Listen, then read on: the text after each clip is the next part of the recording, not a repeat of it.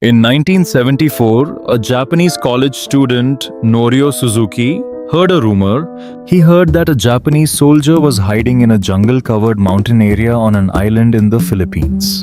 Norio at first thought it might be a rumor, because how could someone survive alone in the jungle for so long? But even then, Norio did a lot of research on this topic. He learned that the soldier was a lieutenant of Imperial Japan, whose name was Hiro Onoda. This soldier has been missing since the end of World War II in 1945. The Japanese government declared him dead in 1959, but no body was found. Norio feels a pang in his heart. 1945 to 1959.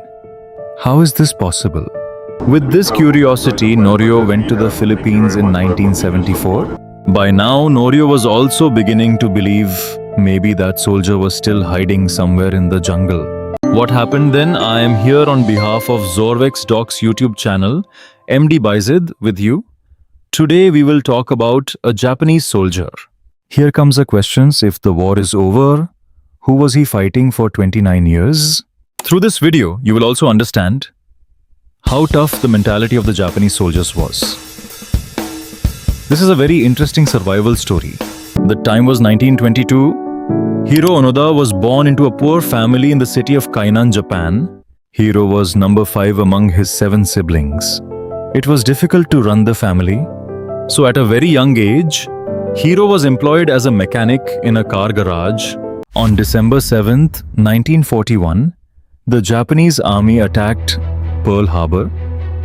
Immediately after this, America entered World War II. It is mandatory for young men between the ages of 17 and 40 in the country to join the military. In May 1942, Hiro was called up from the military and he passed. He was originally supposed to be sent to Nanking, China, but was later sent to the Philippines. American forces arrive in the Philippines and the war becomes more fierce. The hero was deployed to Lubong Island in the Philippines. Now let me tell you a little about this Lubong Island. It was a small island with an area of only 48 square miles. On January 10th, 1945, he was promoted for his heroism. He was ordered to wage guerrilla warfare on this island. He takes on this responsibility out of love for his country. General Akira Mutt gives him a strange order. You can never commit suicide. Among the Japanese soldiers, it was considered better to end one's life than to surrender. It may take 3 years, it may take 5 years, but we will come back for you. This order is etched in his mind, and he vows to continue the fight until the last day. His companions couldn't trust him because he was young. Shortly thereafter, 50 American soldiers arrived on Lubong Island. A battle broke out between two sides near the village of Tilik, and the village was destroyed. To save his unit, the hero hides in the mountain jungle with everyone. They choose guerrilla tactics, attacking in small groups. The soldiers divided themselves into teams of 3, 2 guarding, and 1 cooking and doing camp work. These soldiers continued to wage guerrilla warfare against American forces throughout the summer of 1945. This jungle was completely separate from Central Command, so they had no updates. Their main goal was to continue the war and to drive the Americans out.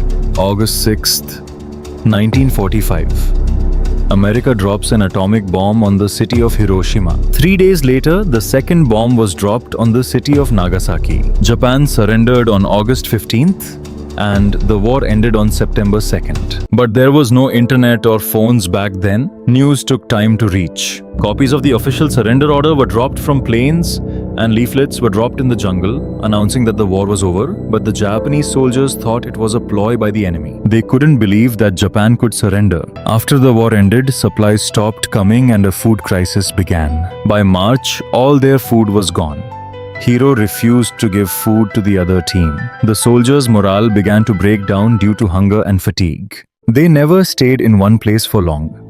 They always changed locations. They believed the war was still going on and the enemies were all around. Slowly their group began to disintegrate. Some died, some left. In the end, the hero was left completely alone, yet he still followed his military routine and patrolled every day. In 1974, Norio Suzuki came to that forest to find him.